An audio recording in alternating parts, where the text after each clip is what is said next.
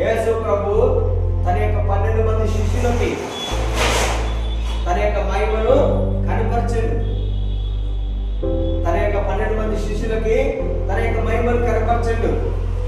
అదే విధంగా వ్యక్తిగతంగా నీవు కూడా దేవుని మహిమను కనుక్కోవాలి.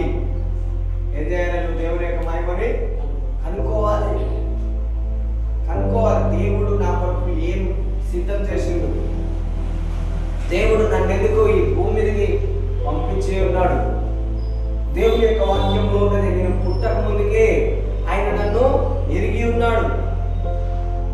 నా జీవిత దినములలో ఒక దినము కాకముందుకే ఆయన నన్ను తన యొక్క పుస్తకం గ్రంథంలో నన్ను గురించి రాయక ముందుకే ఆయన నా గురించి ఎరిగి ఉన్నాడు.